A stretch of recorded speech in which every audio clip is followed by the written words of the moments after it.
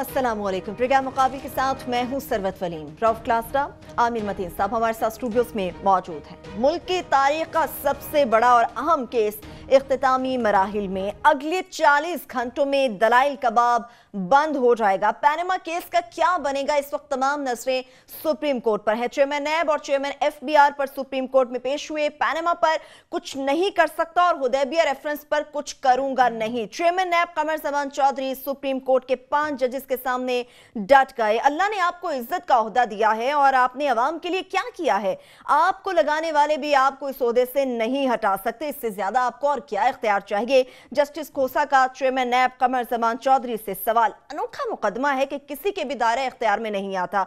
नैब को तहकीकात का इख्तियार हासिल नहीं है तो आखिर फिर किसको है। जस्टिस एजाजुल एहसन के रिमार्क्स। हुदैबिया पेपर मिल रेफरेंस में अपील दायर ना करने के अपने मौक़िफ़ पर कायम हूं। चेयरमैन नैब की जानिब से कहा गया, अब संगीन नताइज भुगतने के लिए आप तैयार रहें। जस्टिस शेख अजमत सईद ने चेयरमैन नैब को तंबीह कर दी। सुप्रीम कोर्ट की वार्निंग के बाद क्या चेयरमैन नैब गिरफ्तार होंगे या फिर बरतरफ किए जाएंगे। आज आपके साथ इसके साथ ये भी शेयर करेंगे कि नवाज शरीफ के खिलाफ 17 साल पुराने रायवन रेफरेंस के नए इंकशाफात, आज की कार्रवाई का आंखों देखा हाल हम आमिर मतीन साहब से जानेंगे और प्रोग्राम के आखिरी हिस्से में बताएंगे कि दहशतगर्दी की बढ़ती हुई लहर ने मजीद 7 अफराद की जान ले ली। मगर खैबर पख्तूनख्वा की पुलिस ने बहादुरी का मुजाहरा करते हुए दहशतगर्दों को मतलूबा हदफ तक पहुंचने से पहले ही ठिकाने लगा दिया। पाकिस्तान में एक हफ्ते में दहशतगर्दी के वाकयात में 100 से ज्यादा हलाकतें हो चुकी। सवाल ये कि क्या इल्जाम तराशियां और धमकियां दहशतगर्दों का खात्मा कर सकती हैं। डिटेल से बात करेंगे, लेकिन सबसे पहले आमिर साहब, आज चूंकि आप सुप्रीम कोर्ट में मौजूद थे, कुछ छुपे नकात पे तो बात करेंगे, लेकिन ओवरऑल आज की प्रोसीडिंग को आप किस तरह से देख रहे हैं।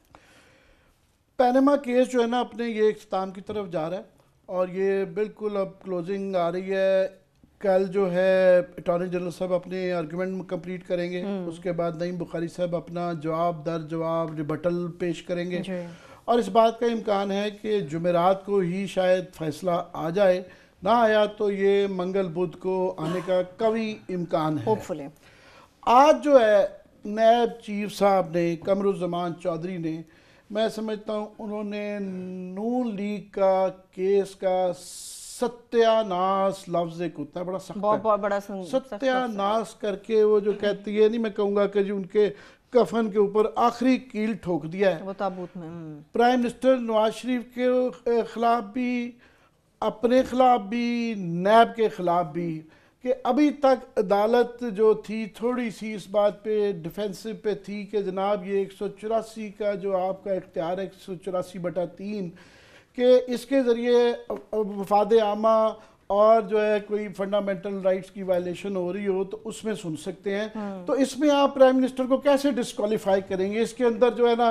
ट्रायल नहीं हो सकता है, इसके अंदर अपील नहीं होती है। ये वो तीनों चारों जो उनके वकील थे प्राइम मिनिस्टर के बच्चों के, उन सब का घूम फिर के ये था कि जनाब इसके ज़रिए आप नहीं सुनते, सुन ही नहीं सकते और आप कोई ना कीजिएगा।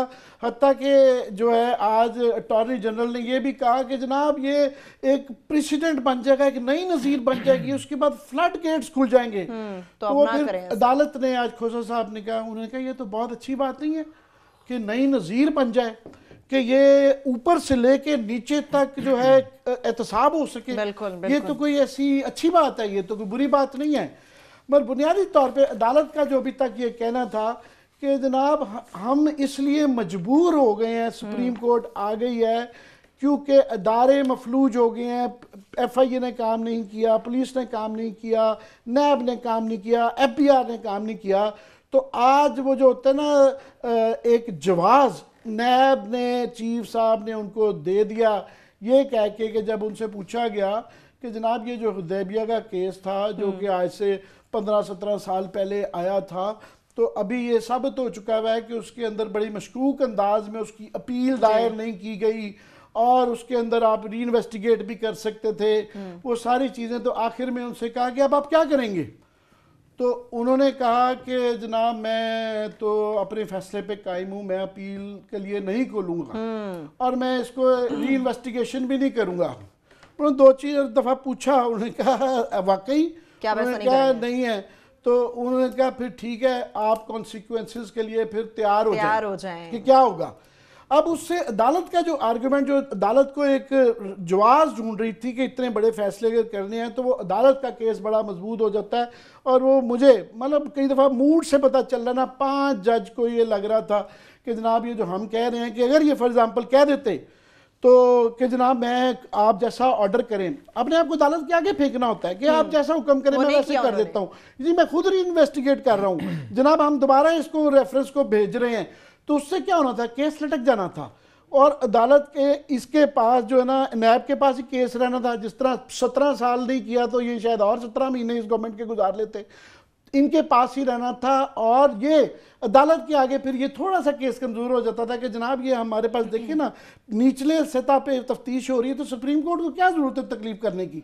तो अब जो है सुप्रीम कोर्ट के सामने ये इन्होंने किया और मोर और लेस जो है ना, यही बात जो है उन्होंने, जो चेयरमैन FBI जो आए थे उनसे भी जब पूछा गया कि जनाब आप बताएं कि वो हुसैन नवाज का, उन्होंने कहा जी उनका एंटीएन है, उन्होंने पूछा 2002 के अंदर सब कैंसिल हो गए, तो उन्होंने दोबारा है, तो उन्होंने कहा जी वो नहीं है, वो हमने भेजा हुआ है जी, फॉरेन ऑफिस में भेजा हुआ है। तो साल बाद तो अदालत ने ये कहा कि जनाब ये 200 गज के फासले पे फॉरेन ऑफिस है, तो ये साल में अभी फॉरेन ऑफिस गया है, वो ढूंढेंगे कि पैनमा के किसके अंदर है, कुछ नहीं है। हाँ। उसमें एक चीज़ जो उन्होंने पूछी, उन्होंने उसके अंदर जो जवाब आया मरियम बीबी का, क्या उसके अंदर ये उन्होंने माना हुआ है कि ट्रस्टी हैं या नहीं है। याद रहे कि कफालत का केस बड़ा इंपॉर्टेंट है, वो लिंक करता है प्राइम मिनिस्टर के साथ।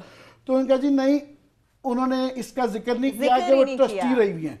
वो बुनियादी तौर पे अदालत के लिए अब जो है ना, एक पूरा ओपन एक ग्राउंड खुल गया है कि ये ग्राउंड बन गया और अदालत बार बार थ्रू आउट कहती रही है कि ये ईमानदारी का केस है। तो अब जो है ना, इसमें ये इस्टेब्लिश हो गया कि ये एक यूनिक सिचुएशन है, एक मुनफरद केस है जहां नीचे के इदारे काम नहीं कर रहे। तो कोई पता नहीं है, पॉसिबिलिटी इस बात की हो सकती है कि एक वो जो इनफेमस डॉक्ट्रिन ऑफ नेसेसिटी है उसकी पॉजिटिव सूरत पेश कर दी जाए कि जनाब ये यूनिक सर्कमस्टांसेस हैं कि निचले सारे इदारे बेकार हो गए हैं, तो अदालत को अगर वो चाहे और उसका मूड हो जो कि बड़ा सख्त नज़र आता है, तो उनके लिए राहें आज खुल गई हैं कि तीनों वकीलों का जो काम था ना, उसके ऊपर नायब चीफ साहब ने पता नहीं क्या उनकी स्ट्रेटजी थी, बेवकूफ़ी थी या क्या था कि वो पानी फेर दिया। ये तो मुख्तसर में कह रहा हूँ। सही। बाकी जो उनके साथ कमरुज़्ज़मान चौधरी के साथ आज हुआ है राज साहब, कि वो आगे फायज़ ईसा साहब ने, जस्टिस साहब ने उनसे कहा था कि इनको अगले दिन इसी हफ्ते कहा कि आपको शर्मिंदगी होती नहीं है या आप शर्मिंदगी महसूस नहीं करते। आज शर्मिंदगी का भी अगला लेवल था कि किसी में थोड़ी सी भी, इससे कोई 5% भी किसी शरीफ आदमी के साथ ये हो जाए तो वो कहे यार सारी उम्र की नौकरी मैं लानत भेजता हूँ, मैं चल जाए। और वो खड़े रहे और अदालतों में, मैं चंद आपको सिर्फ उनके मतलब सारा दिन लोग टिकट्स पे करते रहे, मगर जरा माहौल में कि वहाँ खड़े हुए हैं और he is the epitome cream of our bureaucracy. हमारी पहले तो फौज जान शुक्र करती होगी कि जनाब ये कैप्टन के तौर पे वहाँ से आ गए, और ये पाकिस्तान के सारे इंपॉर्टेंट ओहदे जो होते हैं ये किस पे क्लास साहब रहे हुए हैं सर। ये चीफ कमिश्नर इस्लामाबाद रहे हैं, चेयरमैन CDA रहे हुए हैं, ये कैड के सेक्रेटरी रहे हैं, सेक्रेटरी इंटीरियर रहे हुए हैं। मसूफ ने कोई जगह छोड़ी नहीं है, हर जगह वो जो है ना अपनी बेइज्जती नहीं कर रहे थे, तमाम ब्यूरोक्रेसी के कर रहे थे। और ये जुमले चंद पढ़ देता हूँ जो कि अदालत ने उनके मुतालिक कहा। उन्होंने कहा कि अगर इसराइल के वज़ीर आज़म को बुलाकर पुलिस तहकीक कर सकती है तो आप क्यों नहीं कर सकते। उनको बता रहे थे कि आपका इख्तियार का है। उन्होंने बड़े आराम से कह दिया कि जी मैं भी करता पैनमा पे, अगर कोई मुझे रेगुलेटर्स कोई कहते। ये अब एक नया लफ्ज इन्होंने निकाल लिया रेगुलेटर्स के हवाले से। आपने कभी सुना है कि ये जो 2-3 ऑफिस हैं स्टेट बैंक के या ये, इनके मुतालिक एक मिथ बनाई गई है कि बड़े इंडिपेंडेंट है, कानून के अंदर तो है। तो उन्होंने कहा ये रेगुलेटर, आपका रेगुलेटर कौन है। तो अदालत ने ये फिर कहा कि आपसे आपकी मुराद वही रेगुलेटर है जो आपको तैनात करता है, बिल्कुल उसी की मर्जी के ऊपर ये डिपेंड करता है। घूम फिर के ये आया।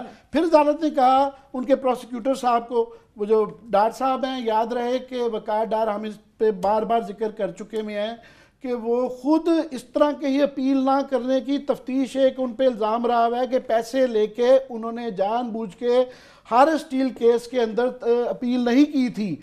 और ये कमरुज़्ज़मान चौधरी ने उस तफ्तीश से उनको निकाल के अपना प्रोसिक्यूटर जनरल बनाया है। माशाल्लाह स्टाफ भी वैसे ही है ना, जैसे खुद है वैसे ही डिप्टी है, वैसे ही हुआ है। The man is known by the company which he keeps। और वो माशाल्लाह वो जो कंपनी कीप्स का केस हानी साहब सुन रहे हैं कि कौन कौन से कैसे वो रिग्ड किस्म की एग्जेक्टिव बोर्ड बनाया हुआ है जहाँ ये फैसले होते हैं, जो उन्होंने कहा कि वो फैसला ठीक हुआ, वो मेरा ख्याल अभी है।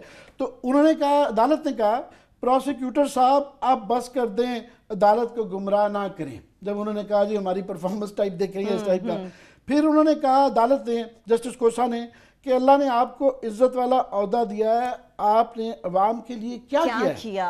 इन्होंने 34 साल झूठे हलफ दे के अपनी पेंशन ली है। ठीक है, ये अभी मुझे छोटी सी ब्रेक में ना चले जाएं, बिल्कुल बड़ी खिदमत आवाम की क्या कर सकते हैं। बिल्कुल, एक छोटी सी हम ब्रेक लेते हैं, ब्रेक से वापस आएंगे, चेयरमैन नैब के हवाले से गुफ्तगू करेंगे और सुप्रीम कोर्ट ने जो अब ये बात की कि अब संगीन नताइज भुगतने के लिए तैयार हो जाएं, तो सुप्रीम कोर्ट की इस वार्निंग के बाद अब सवाल ये है कि चेयरमैन नैब गिरफ्तार होंगे, बरतरफ होंगे। क्लासेस साहब क्या सोचते हैं इस बारे में, ये भी आपके साथ डिस्कस करेंगे हमारे साथ।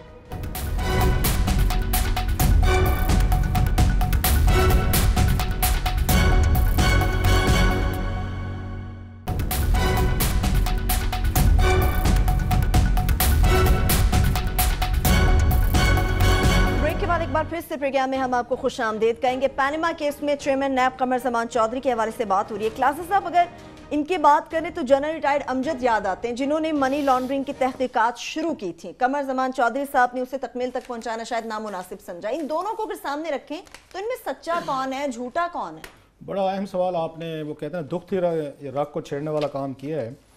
थोड़ा सा मैं ये बताऊँ, आमिर साहब ने कहा कि चेयरमैन नायब ने आज सत्यानाश किया है। हाँ, बिल्कुल यही वर्ड्स ये थोड़ा सा मुझे इनको करेक्ट करने थे। आज उन्होंने सवा सत्यानाश किया है। सत्यानाश तो अल्लाह के फजल से वो खुद वो कर चुके थे अदालत में। कोई इन्होंने मोर ओवर जो कसर रह गई वो यहाँ पूरी हो गई। बरकी साहब होते थे हमारे बड़े लेजेंड थे, उसमें सहाफत में थे, तो वो जो भी हम सहाफ़ी लिखते थे ना, मोर ओवर खबर में फ़ोन करके हमें गालियाँ देते थे। और बड़े बुजुर्ग थे, उनके सामने मोर ओवर करते थे, मोर ओवर करते थे हमारे साथ। उन्हें मोर ओवर से बड़ी चिड़ होती थी, क्योंकि वो ये समझते थे जो सहाफ़ी मोर ओवर लिखता है वो नलायक होता है, वो टेबल स्टोरी फाइल करता है, उसके पास खबर नहीं होती, वो टेबल पे बैठ कर स्टोरी करता है। सेम आज इन्होंने वो मोर ओवर जो आमिर मतीन साहब कह रहे हैं कि सत्यानाश हो चुका था पहले इस केस का, तो रही सही कसर जो है आज वो चेयरमैन साहब ने उस पर सील कर दी। एक चीज़, और दूसरी चीज़ जो है ना, जो एक अहम बात अदालत ने कही है वो बहुत एक उस पर काबिल गौर है, जिस पे फैसला आएगा ये कि ये तमाम फोरम आप एग्जॉस्ट कर चुके। सबसे पहले केस पहले कहाँ पे गया था? ये पार्लियामेंट में गया था। जी। पार्लियामेंट में वहाँ पे ये 6 महीने तक इनके TORs नहीं बने। आज MQM राजी नहीं हो रही, आज जनाब आज वहाँ पे असफंजार साहब नहीं मान रहे, आज वली खान साहब के जो नहीं जानबूझ के खेल रहे थे ना, गुड का बैड का, उस TORs पे राजी नहीं हो रहे थे। पार्लियामेंट को फैसला करना चाहिए था ना इस पे। जी। उसके बाद ये पब्लिक अकाउंट्स कमेटी में गया, मैं पब्लिक अकाउंट्स कमेटी में मौजूद था। वहां पे ये अगर ये और बुलाते ना, आज तो सिर्फ आपने FBR और चेयरमैन इनको बुला लिया है ना, ये नैब को, अगर और आपने नगीने देखे ना इस मुल्क के कि कैसे जो क्रिमिनल्स हैं ना गैंग अप हुए हैं इस सोसाइटी में लूटने के लिए और चंद पावरफुल लोगों के जो इंटरेस्ट उनको वाच करने के लिए, तो 2-3 नाम मैं और दे देता हूँ। उनको बुलाएं और उनको वो हमारे उसमें सरायकी में लैया साइड पे कहते हैं हिंदवाने होते हैं ना, जो हिंदवाने वाटरमेलन, इनको हम उसमें कहते हैं जरा बनो ओही लाल। यो ब्यूरोक्रेसी में आप अब जिसको भी हाथ लगाएंगे वो लाल ही निकलेगा। ये हिंदवाने के बारे में कहते हैं, मीन्स के मीठा हो, रेड हो, वादन हजेरा बनो ओही लाल।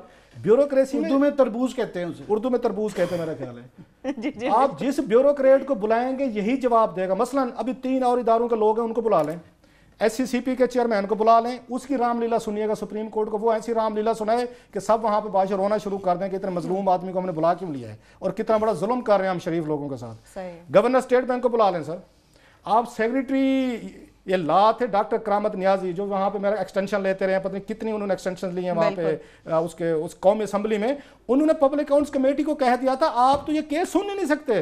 रिटायर एक 70 साल का बूढ़ा जिसको रिटायर हुए 10 साल हो गए हैं, मतलब ये बातें कर वो उसने पब्लिक अकाउंट्स कमेटी को चैलेंज कर दिया था। उसने कहा आप कौन होते हैं सुनने वाले, इस केस को सुन ही नहीं सकते, उनको जरा सुने। ये तो 2 नगीने सुने हैं ना, 2 बने हैं ना जो लाल निकले हैं, सबको बुला लें लाल निकलेंगे। इसलिए अब मैं आता हूं अहम चीज पे जो आपने सवाल किया। ये वो रेफरेंस है जो जनरल अमजद ने ये फाइल किया था, ये उसके साथ उसकी लगी हुई है कॉपी। मेरे प्रोड्यूसर साहब अगर इसको स्क्रीन पे दिखाएं। अब हमें बता दिया जाए कि इनमें से 2 में से झूठा कौन है। एक लेफ्टिनेंट जनरल रिटायर एक अमजद साहब, इतना बड़ा डॉक्यूमेंट उन्होंने तैयार किया, फाइल किया, और इस पे डेट जो लिखी हुई है 27 मार्च 2000। ये डेट भी बड़ी इंपॉर्टेंट है, मैं इसको थोड़ा एक्सप्लेन करूंगा मैं। 27 मार्च 2000, इसमें वो लिखते हैं कि मेरे पास तमाम सबूत मौजूद हैं, नाम मौजूद हैं वही वाले, वो काजी फैमिली थी उसकी लंदन वाले जिनके नाम पे अकाउंट जेल अकाउंट खोले गए थे। और वो ये कहते हैं 64 करोड़ रुपया जो है ये इस हुदैबा पेपर मिल्स के अकाउंट में आया है, पता नहीं कहाँ से आया है। वो ये लिखते हैं कि मेरे पास तमाम सबूत मौजूद हैं कि शरीफ खानदान, उसके नाम दिए हैं पूरे के पूरे सब, कि ये लोग मनी लॉन्ड्रिंग में इन्वॉल्व हैं। हम इनको ये प्रोसिक्यूट भी करेंगे, इनको ट्रायल भी करेंगे। और ये भेजा गया ट्रायल के लिए, उन्होंने भेजा, जो बाद में आए उस जनरल मुशर्रफ साहब जो हैं, जो बड़े आजकल आपको टीवी पे संभाला नहीं जाते, औकात इतनी थी कि मुल्क के जो अरबों खरबों लोग लूट रहे थे उनको बैठ के आप उनको बेल आउट कर रहे थे, उनके साथ डील्स कर रहे थे। टीवी पे जनरल मुशर्रफ संभाला नहीं जाता हमसे। ये उन्हीं के अपने जनरल अमजद के दिए हुए एविडेंसेस हैं। ऐसे बंदे को आप कैसे छूट दे सकते थे जिसकी भी नैब का चेयरमैन आपका लगाया हुआ ये कह रहा है कि जनाब इसने बैठ के करप्शन की है। 27 मार्च पे तो मैंने कहा क्यों इंपॉर्टेंट डेट है, हाँ, क्यों इंपॉर्टेंट है। 20 मार्च को आपको याद आ जाएगा इसाक डार साहब को अटक जेल से निकाल के लाहौर के नैब ऑफिस में ले जाया गया था। सही 21 मार्च को जनाब उन्होंने बैठ के वो लिखी थी, हलफनामा दिया था और उन्होंने मजिस्ट्रेट के सामने जाके पूरा बयान हल्फी दिया था जिसमें उन्होंने ये मनी लॉन्ड्रिंग के तमाम एविडेंसेस फराहम किए थे। जिसके बाद उनका घर जो है सब जेल बना दिया गया था लाहौर में कि आप मजे करो। और मुझे एक मैसेज आया था एक साहब का जो उस वक्त मौजूद थे वहां पे, उन्होंने कहा जनाब ये जो फरमाते हैं ना कि मेरे ऊपर बड़ी ज्यादती थी, तो जुल्म था, डार साहब बड़े रिलैक्स थे, मजे में थे और बड़े आराम से बैठ के इन्होंने सारी की सारी चीजें जो है ना इन्होंने उसको लिखी थी। अगली चीज ये है, ये सारे सबूत हैं। मुझे बता दें, एक जर्नल कहता है कि नवाज शरीफ फैमिली पे ये करप्शन हुई है, मेरे पास सबूत हैं। एक कैप्टन जो है, जो बाद में एक शोल्डर प्रमोशन दे के मेजर लगा दिया गया था, क्या ये जो आपका कमर जमान चौधरी है, आज चौधरी फरमाते हैं कि जनाब के मेरे पास कोई सबूत नहीं था, मैंने केस बंद कर दिया है। मुझे जरा समझाया जाए, कोई फौज का कोई समझदार रिटायर्ड आदमी। मुझे प्रोसिक्यूटर जनरल ने कहा और हमारी वो रिग्ड जो कमेटी जिसको देख रहे हैं उन्होंने कहा, तो मैंने कहा ये मुनासिब नहीं है, और नैब की बदनामी होगी, उनका नैब की बदनामी होगी, हमने ये सोचा नैब की बदनामी होगी। मसूफ की बड़ी इज्जत हुई आज जज साहब ने कहा, उनका आपकी तो बड़ी याद आ गया। एक लतीफा याद आ गया, एक बंदा भागता हुआ जा रहा था, तो किसी ने पूछा कि भाई साहब किधर भाग रहे हो? उसने कहा पिछले चौक पे वाले साहब को वहां पे मार पड़ रही है, मैं इज्जत बचा के अब भाग आया हूं मैं। ये वो ही साहब हैं, उन्होंने फरमाया कि नैब की बेइज्जती होगी, अपनी आज बड़ी उन्होंने वहां पे खड़े होकर इज्जत अफजाई करवाई है। सही जी आमिर साहब, ये अब असल तो क्वेश्चन है ना कि ये अब होगा क्या, ये तो सब नजरें लगी हुई हैं, होगा क्या, सबसे अहम सवाल। और वो ये जरा मार्क माय वर्ड्स जो मैं ये कह रहा हूँ, बड़ा सोच समझ के कह रहा हूँ कि क्योंकि अदालत में सब जुडिस मामला है तो इसलिए बहुत मुहतात होकर कहना पड़ता है कि क्या होगा। मगर आज जो हुआ है ना उसमें जज साहब ने, जाजुल हसन साहब ने एक बड़ी बात की इंपॉर्टेंट। उनका जो चेयरमैन नैब ने अपने इख्तियार को दफन कर दिया, ये किसी अदारे के मफलूज होने का आइडियल केस है। तो अदालत तो यही चाह रही थी ना कि ये हम इसलिए आए हैं कि अदारे मफलूज हैं।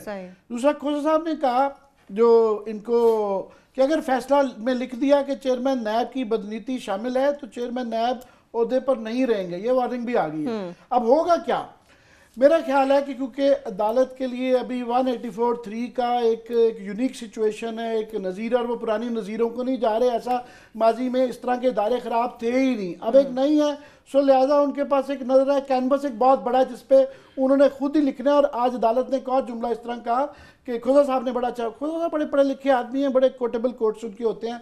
उनका जनाब ये कहा जाता है कि ये खाली बर्तनों की तरह फैसले होते हैं, इनके अंदर जो आप डालते हैं ना उससे इनका पता चलता है। तो हम इस कैनवस पे इशारा था कि क्या लिखेंगे ये उससे ही आएगा। ब्रेक ले लें, फिर मैं आपको अपना ये बताना चाहूंगा डरते डरते कि होगा फैसला क्या आएगा। बिल्कुल, एक छोटी सी हम ब्रेक लेंगे, ब्रेक से वापस आएंगे, ये तो जानेंगे कि फैसला आएगा क्या और कब तक मुतवक्के है, ये भी जानेंगे। हमारे साथ रहिए।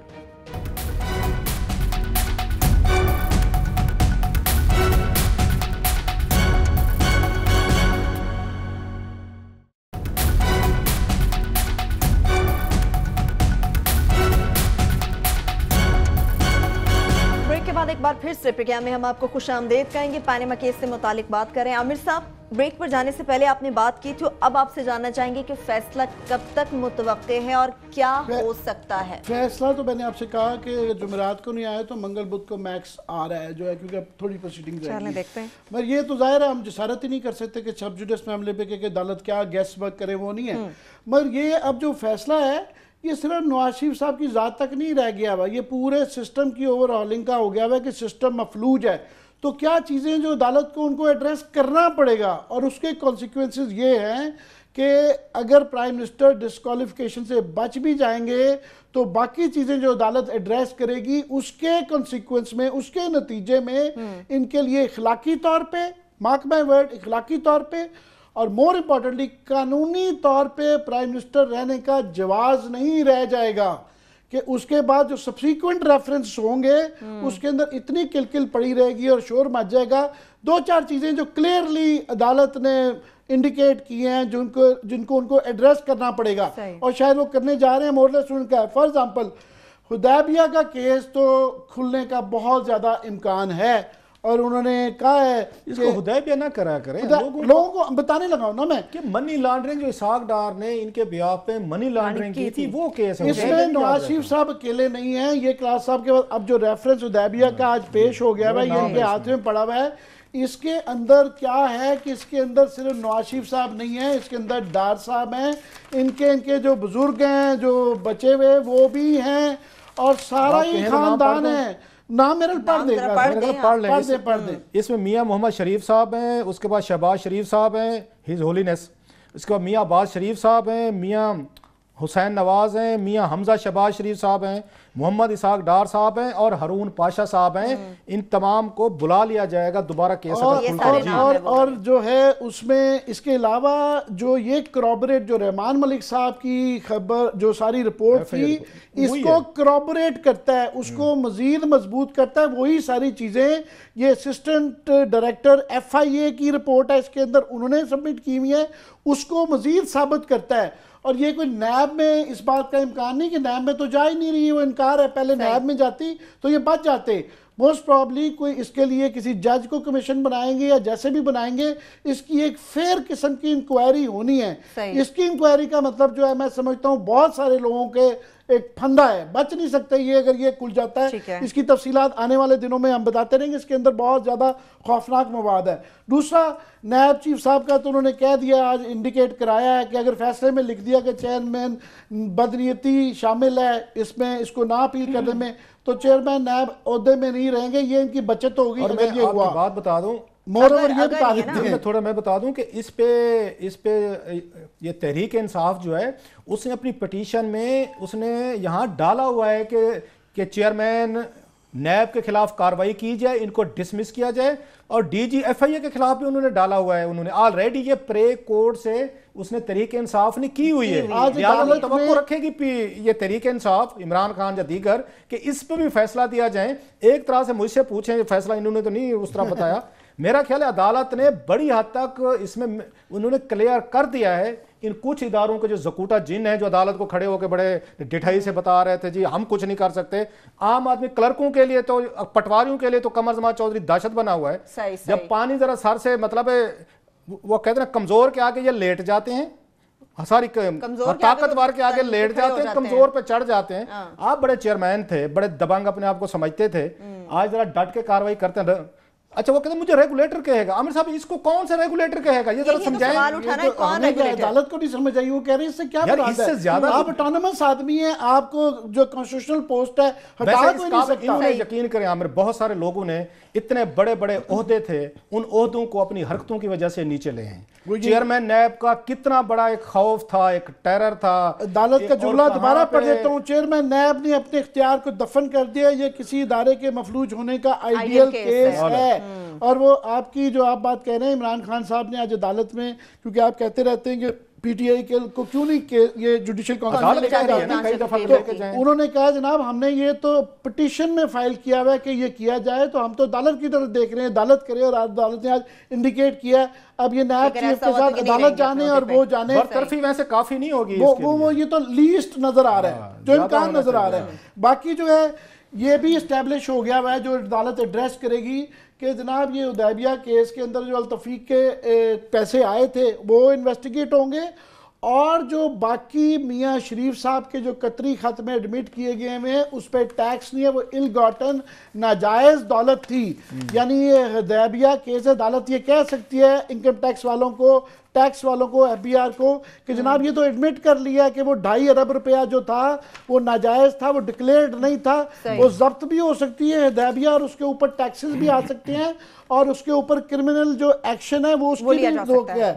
साहब उससे ज्यादा इसमें जो एड्रेस करना है प्राइम मिनिस्टर को, जो हम कहते रहते हैं और अभी साबित हो गया कि कॉन्फ्लिक्ट ऑफ इंटरेस्ट और मिसयूज ऑफ पावर के अल्सानी ग्रुप को जो अदालत ने मांगा हुआ है कि क्या क्या कारोबार हैं कि वो डिक्लेयर नहीं किया गया था कि वो बिजनेस पार्टनर्स हैं, तो उसके हवाले से एक नया पंडोरा बॉक्स खुल गया हुआ है, उसको अदालत को एड्रेस करना है। उसके बाद लास्टली रायविंड का रेफरेंस भी इसमें आ गया है और वो आपके पास पड़ा भी, आज हमारे पास शायद टाइम नहीं उसकी तफसील लाने का। मुख्तसर उसकी इंपॉर्टेंस ये है कि प्राइम मिनिस्टर पिछले केस में नहीं है, इसके अंदर directly prime minister Nawaz Sharif खुद एक्यूज्ड हैं, इन्वॉल्व हैं। उनके ऊपर मुख्तसरन चार्ज ये है कि रायविंड की जो ज़मीन खरीदी गई अमंग अदर थिंग्स, वहाँ पे 24 करोड़ रुपया उन्होंने अपने घर पे और मियाँ शहबाज शरीफ के घर पे लगाया, जबकि उस वक्त इनकम टैक्स के गोशवारों में उन्होंने अपनी जो 92 और 2000 के दरमियान इनकम शो की गई है वो टोटल 4 करोड़ है, 4 करोड़ है। इनकम टैक्स साल का देखें वो कल लेंगे, वो मेरे ख्याल 5000 इनकम टैक्स तो हजारों में है। वो आप कहते हैं कि आप ज्यादा देते हैं नवाज शरीफ साहब से टैक्स, अभी मेरा ख्याल ये हमारे जो ये सामने कैमरामैन खड़े हुए हैं ये भी ज्यादा देते रहे हैं, ये भी ज्यादा देते रहे हैं, कई साल दिए ही नहीं गए टैक्सेस जो है। फाइनली जो अल्टीमेट जो है, जो सबसे अदालत बार बार कहती रही है, याद दहानी कराती रही है और जो सबसे खतरनाक है मेरा ऑब्जर्वेशन कि जनाब ये ईमानदारी का केस है, जिसका मतलब है 62, 63, सादिक और अमीन। सो अगर इस पे अदालत अपने उस पे ऑब्जर्वेशंस के ऊपर एक्ट करती है तो फिर जो है ना प्राइम मिनिस्टर साहब का बचना मुश्किल है। तो मैं कोई ये नहीं कह रहा कि फैसला क्या आएगा, मैं वो गुजारिशात सिर्फ समअप किए हैं जो कि अदालत ने in the course of this case 5-7 point जो सीरियसली बार बार जिस पे वो आते रहे हैं और उनकी ऑब्जर्वेशंस आती रही हैं, जिससे मैं ये अज्यूम कर रहा हूँ कि उनको इन सारी चीज़ों को एड्रेस करना पड़ेगा, जो कि मौत है ना सिर्फ नवाज शरीफ साहब के लिए सियासी तौर पे, सारे खानदान के लिए और काफी जो बाकी जो है ना दाएं बाएं काफी सारे लोग। तो मेरा सही है, नहीं डरा नहीं रहे। मैं आज क्लास साहब आप होते वहां पे तो शायद पता चलता वहां चल क्या रहा है। वो बेचारे मुझे दोस्ती हैं, हमारे साथ रहे हुए हैं नून लीग के बड़े, उन बेचारे सारों के ना इतने से चेहरे निकले आए थे और ये आसान काम नहीं है बाहर जाके अंदर जब इस तरह की हालत तो फिर कंट्रोल ला के बाहर कैमरे के आगे इस तरह की बातें कर रहा है। ये तो ऑस्कर फिर ऑस्कर बिल्कुल। एक छोटी सी ब्रेक ले लेते हैं, ब्रेक से वापस आएंगे इस केस से मुतालिक और नून लीगी जो वज़रा है उनके रवैयों से मुतालिक, उनके जो तासुरात आमिर साहब बता रहे हैं उनसे मुतालिक तो बात करेंगे, लेकिन इसके साथ साथ खैबर पख्तूनख्वा पुलिस की भी बात करेंगे जिसने शानदार बहादुरी का मुजाहरा किया और दहशतगर्दों को मतलूबा हदफ से पहुंचने से पहले ही अंजाम तक पहुंचा दिया। ब्रेक लेंगे, हमारे साथ रहिए।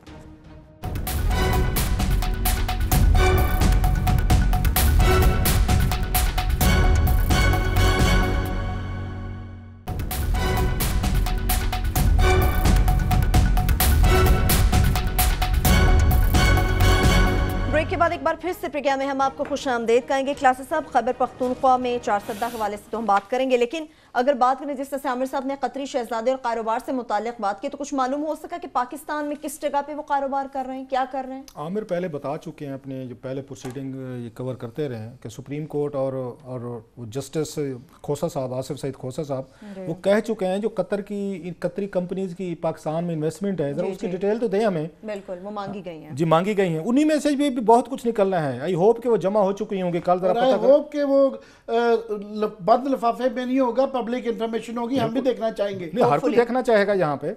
तो वो एक तो अगर बड़ा जरूरी है पीटीआई के, मेरा ख्याल है उनको वकीलों को जरा चेक करें जी, आपने मंगवाई थी तफसीलात, वो तो जरा प्लेस करें। पीटीआई को तो वैसे मिलना चाहिए उसका, अगर लिफाफा भी है तो उनको मिलना चाहिए कि जनाब कि आप तो इसमें पार्टी हैं, पता चलना चाहिए।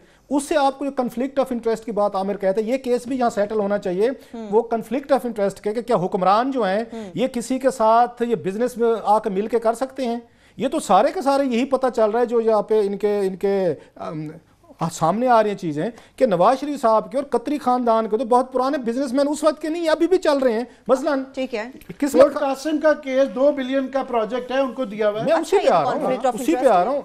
हमारे जो रिसर्चर हैं किस्मत खान साहब रोजाना कोई ना कोई उम्र अयार की जुम्बील में से कोई ना कोई ऐसी खबर निकाल लाते हैं। अब भी वो एक बड़ी इंटरेस्टिंग स्टोरी निकाल के लाए हैं कि कतरी शहजादे जो हैं, ये कतर जो है इनकी कंपनी जो है, जो शहजादे उनकी मोहम्मद बिन जासिम बिन जाबिर थानी जो हैं, इनको सिपैक में भी ठेके दिए हुए हैं। इन्होंने सिपैक जो शुरू किया उसमें भी ठेके दिए जी, ये जो इनके पार्टनर हैं, और ये मंसूबे जो पोर्ट कासिम वाला कराची में कतर की कंपनी को मंसूबा मिला था, उसके रूए रवां सैफ रहमान साहब हैं। इससे पहले अरशद शरीफ ने एक स्टोरी, उसने स्कैंडल ब्रेक किया था, चाइनीज कंपनी को $2.5 अरब का ये ठेका मिल रहा था मोटरवे बनाने का, और जिसके अगेंस्ट में से भाई दावे $2.5 अरब पाकिस्तान ने देने थे सब्सिडी के तौर पर। उस MOU पे जो साइन किए थे वो तारड़ साहब शहद थे, वो तारड़ साहब NHA के चेयरमैन साहब जो नाराज हो गए थे कि मेरा सिग्नेचर क्यों दिखा दें, जब मुल्क को तबाही करने के लिए आप सिग्नेचर कर रहे होते हैं, उस वक्त आपकी इज्जत खतरे में तारड़ साहब की नहीं पड़ी थी, वो टीवी पे दिखाने पे पड़ गई थी। मसूफ ने सिग्नेचर जाके किए थे, MOU साइन किया था सैफ रहमान के साथ।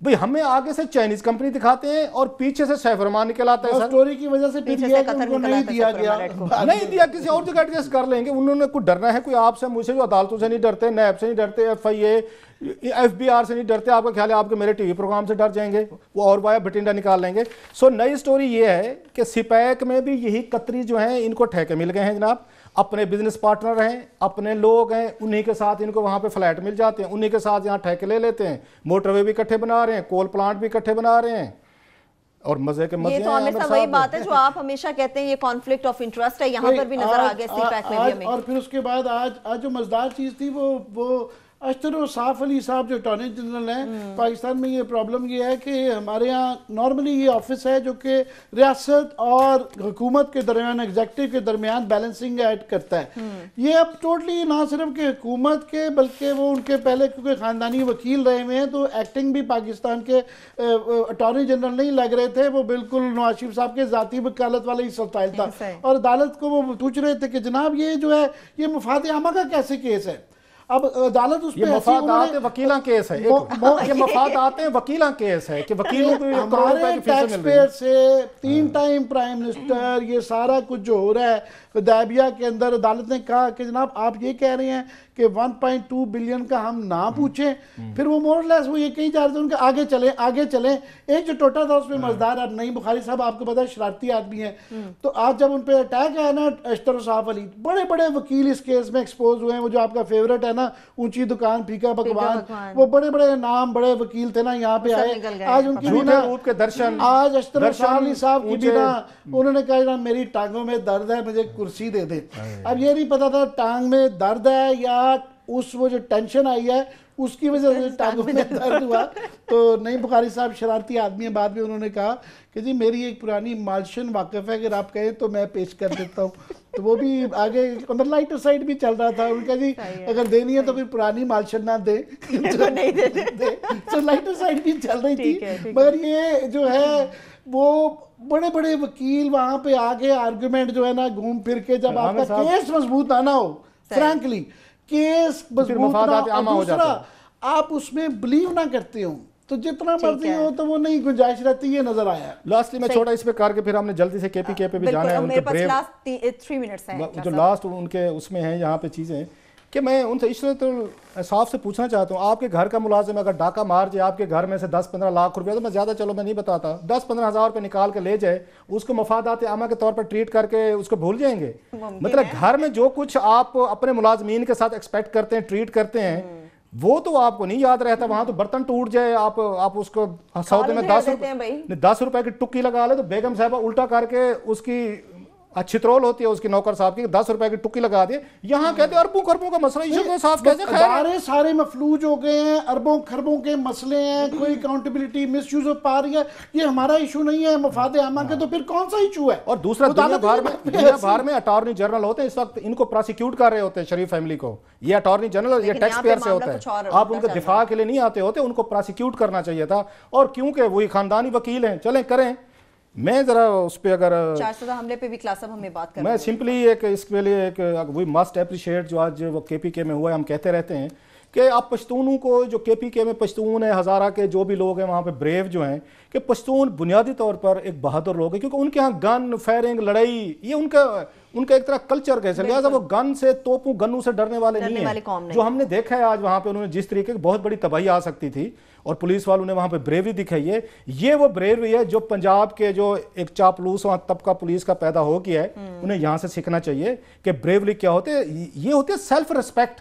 आपको सेल्फ रिस्पेक्ट इंसान के नहीं दौड़ने देती। मेरे को तुगलक साहब थे कि जिन्होंने ये बाकायदा एक लॉ लेके आए थे कि फौज में निचले लेवल से कोई बंदा आर्मी में भर्ती नहीं करना, बाकायदा खानदान देखे जाते थे। रीजन वो कहते हैं खानदानी आदमी होगा तो मैदान जंग से नहीं भागेगा, ये जान दे देगा, भागे नहींगा अपने खानदान की इज्जत के। तुगलक था मेरा क्रेडिट, वो बिल्कुल मेरा तुगलक का ही शायद। तो सर जनाब ये जरा ये जो एक टच होता है सेल्फ रिस्पेक्ट का, PTI को भी मैं थोड़ा सा देना चाहूंगा कि ये जो हम कहते रहते हैं कि आप टॉप पे डीपोलिटिसाइज पुलिस को करें, पुलिस यही रिजल्ट देगी। प्रॉब्लम पुलिस का भी है कि वो अपने खड़े नहीं होते, आप जो कहते हैं आपसे मैं एग्री करता हूं, बट साथ में जब आप उसको टूल के तौर पे यूज करें तो ये सारा साल लोगों को रखा ही पुलिस को इसलिए हो कि लोगों को छितर मारें ताकि इलेक्शन जीतना हो, तो वो फिर उस तरह तो नहीं, फिर ये लॉ एंड ऑर्डर चलता है। कि मेरा ख्याल है उनको चाहिए तरीके इंसाफ को कि ऐसे पुलिस अफसरान को ये प्रमोशन भी इनको देनी चाहिए, इनको अवार्ड्स भी देने चाहिए, बूस्ट करने चाहिए। और थोड़ी सी वो ख्वाजा से वाली बात है,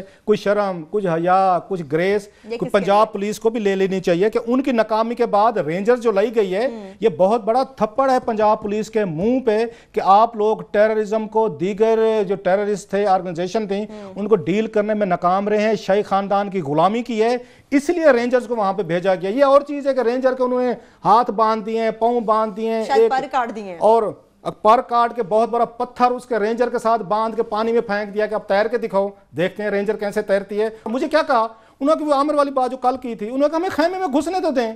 मैं क्या आप घुस के देखें, उसके बाद कुछ आपने ऐसी तैसी की तो आपको यहाँ दुम्बा बना देंगे। ये बिल्कुल वो तो नजर आएगा। आपसे बड़े बड़े उन्होंने बना के देख लिए वहां पे, इसलिए हमें ये कहानियां ना बेचेंगे। एक दफा हम घुस गए, पता नहीं क्या कर गुजरेंगे।